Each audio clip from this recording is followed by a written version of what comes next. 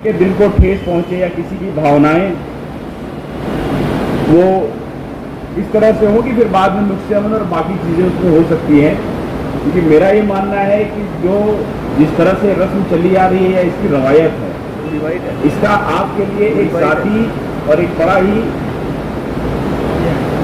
Personal experience है, आपके अपने इंसानी, आपके अपनी रूह की तरक्की के लिए। किस तरह से आप अपने किसी जिसको आप अपने साथ रख रहे हैं, जो आपके बिल्कुल साथ है, उसको कुर्बान करने का जो इमोशनल वो है, उसके एहसास के लिए ये ना रिचुअल, एम आई राइट और नॉट? यही बात है ना। तो ये आपका एक बहुत ही जाती तजुर्बा है, उसको फिल्माना, वीडियो पे इधर उधर डालना, मुझे लगता है ये तो ऐसी कोई रवायत नहीं थी। तो जो ऐसे जाती तजुर्बात हैं, जो ऐसे पर्सनल एक्सपीरियंस हैं, वो जैसा लांबा साहब ने बताया कि जो भी इसमें एसओपी बनी हुई है, जो नोटिफिकेशन है, जो इसके लिए कायदे और उसके एसओपी बनाए गए हैं, आप सबसे इल्तिजा है, आप सबसे गुजारिश है, आप सबको ये हिदायत कि आप उसको अमल में लाएं, उससे बाहर न जाएं। लिहाजा कोई भी ऐसी खिलाफ वर्जी होगी फिर उस पर कार्रवाई होगी, फिर आपका सारा जो किसी भी फेस्टिवल का, किसी भी त्यौहार से जुड़ा हुआ जो उत्साह होता है, जो खुशी होती है, या बाकी आपका एक सेलिब्रेटरी माहौल है, वो डिस्टर्ब होता है। तो ये एक बहुत ही सेंसिटिव, अहम और मुझे लगता है कि जहां हम रह रहे हैं और जिस तरह की सूरत हाल है, उसमें हमारा अमन कायम रहे, आपसी तालमेल कायम रहे और आपकी ज़िंदगी, आपके बच्चों की ज़िंदगी एक खुशनुमा माहौल में रहे। इस पहलू पे हमें गौर करना और जो बातें हमने की इस पर अमल करना निहायत ही लाजमी और ज़रूरी है। तो मैं उम्मीद करूं कि आप सब मेरे साथ हैं इसमें। बहुत अच्छी बात है। आप सबसे इस बात का रिक्वेस्ट है कि अगले आने वाले दिनों में, जैसे कल जुमे की नमाज है, हम वहाँ से शुरू करें और उसके बाद हमारे जो एसएचओ साहिबान हैं, एसीपी साहिबान हैं, वो आपसे बीट लेवल पे, डिवीज़न लेवल पे, थाने लेवल पे अलग अलग मीटिंग्स और ऐसी शिरकत प्रोग्राम्स आपके साथ करेंगे लोकल लेवल पे।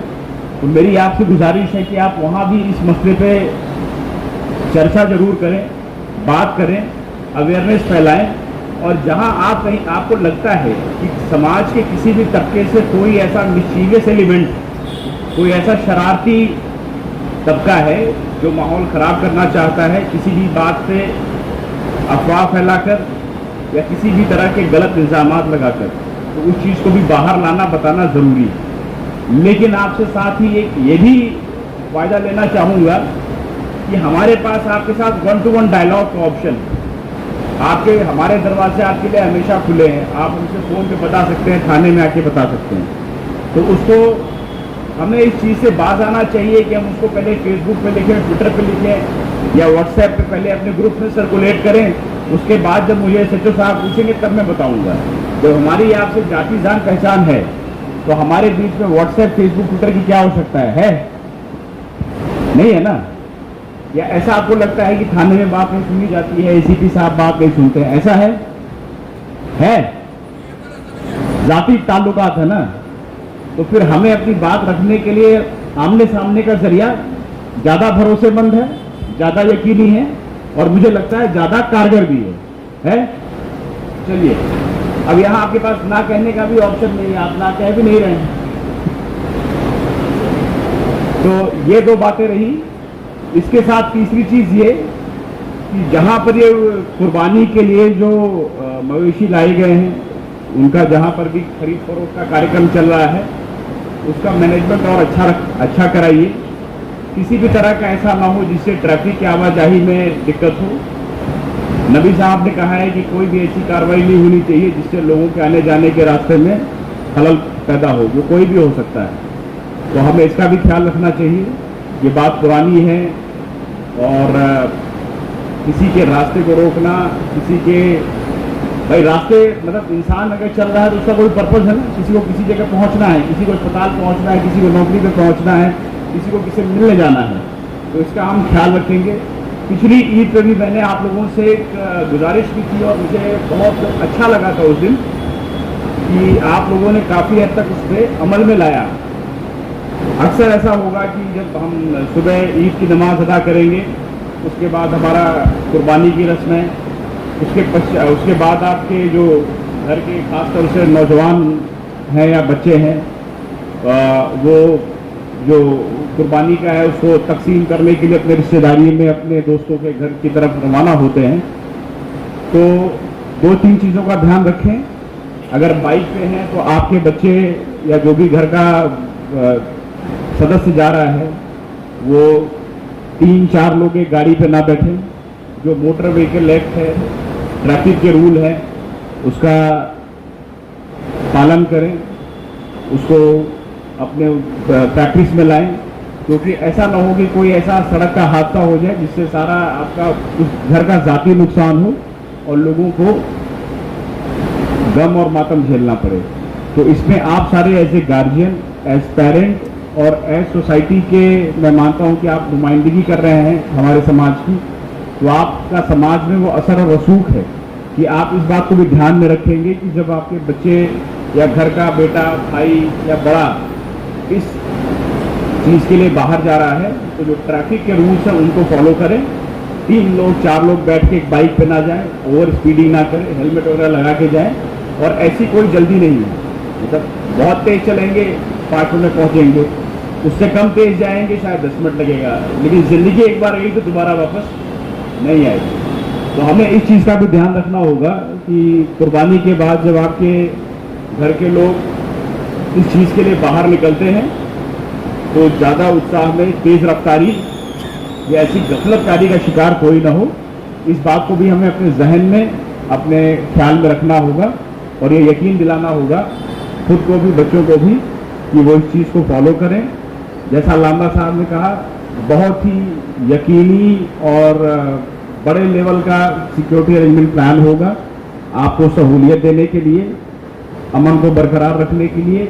ऐसे में आपसे उम्मीद है कि जैसे पिछली ईद की दफ़ा और होली के वक्त भी नागरिक सुरक्षा समिति है, अमन कमेटियां हैं या बाकी ऐसी जो लोकल RWAs हैं और आपके खुद के अपने वॉलंटियर्स हैं, वो इस बार हमसे दुगने तिगुने जोश व खरोश के साथ, पूरी शिद्दत के साथ हमारे साथ कंधे से कंधा मिलाकर उन इंतजाम को ज़मीनी हकीकत पहुंचाने में हमारी पूरी मदद करेंगे। और हम सारे मिलकर ये इंश्योर करेंगे कि ईद उल अज़हा की नमाज और उसके बाद के जो 2-3 दिन हैं जिसमें कुर्बानी और एक दूसरे से मिलने जुलने का सिलसिला रहता है, कार्यक्रम रहता है, वो पुरअमन तरीके से हो और पिछली सभी ईदों से इस ईद की यादें और भी बेहतर। ये मेरा यकीन है और आप लोगों के चेहरे को देखते हुए मुझे लग रहा है ये काफ़ी मुमकिन है ये। चलिए, बहुत अच्छा। इसके साथ फिर से मैं कहूँगा, जैसे ऊपर वाला सबसे बड़ा इम्तिहान कुर्बानी की शक्ल में लेता है, उसी तरह से एक और इम्तिहान है सब्र का, अपने गुस्से और अपने जज्बात पे थोड़ा काबू करने का। तो समाज में हम जहाँ रहते हैं कई तरह की फितरत के, कई किस्म के लोग रहते हैं। आप सारे सभ्य लोग हैं, अच्छे लोग हैं, ईमानदार लोग हैं। कोई एक शरारती तबका का होगा, कोई शरारती होगा, बदमाश होगा, जिनको मज़ा आता है कि अमन में खलल हो, ठीक है, जो नॉर्मल रूटीन है वो ना चले, डिस्टर्बेंस हो। तो ऐसे एलिमेंट से सावधान रहना है। हमेशा बदमाशी एक आदमी करेगा, गलत एक आदमी करेगा, लेकिन उसके लिए पूरे उस सोसाइटी को, पूरे इस इलाके को आप गलत कहना उचित नहीं होगा। ऐसा आप मानते हैं? तो इस बात को भी अपने जहन में रखिएगा। और कहीं पर भी किसी भी जगह अगर कोई शिकवा शिकायत है, उसके लिए आप थाने में कंप्लेन करें, शिकायत करें और वहाँ से उसका अजाला ढूंढें, बजाय इसके कि कानून हम अपने हाथ में लें या आपको लगे कि हम खुद ही फैसला कर सकते हैं। और उसी तरह किसी भी वजह से किसी गलत आदमी का भी साथ देना बहुत अच्छी बात नहीं है। तो आपको हमें खुद के भीतर भी देखना है, बाहर भी देखना है, ठीक है। जैसे जिहादुल अकबर का कॉन्सेप्ट है, जिसमें हम अपने को और समाज को आज से, अभी से आगे बेहतर बनाते हैं और रोज़ बरोज़ बेहतर बनाते हैं, ठीक है। तो आप उस पर काम करें, हमारी मदद करें, ताकि हमारा आज का दिन बेहतर हो, आगे आने वाला मुस्तकबिल बेहतर हो, और आपकी जो आगे आने वाली नस्लें हैं उनको हम एक ज़्यादा बेहतर, ज़्यादा अच्छा समाज दे सकें, ताकि वो भी ये कहें कि हमारे पुरखों ने कुछ अच्छा काम किया है ना? सही कह रहा हूँ नहीं? अब बोरियत हो गई है। अब यहीं पे मैं रुकूंगा। इसके बाद आप में से किसी का अगर कोई सुझाव है या आपका कोई सजेशन है या आपका कोई इसमें कमेंट है तो वो आप बताएं, फिर हम और अगर कोई बात होगी तो कहेंगे, नहीं इसके बाद फिर डिस्कशन को ख़त्म करेंगे और आपको भी फारिग करेंगे। ठीक है?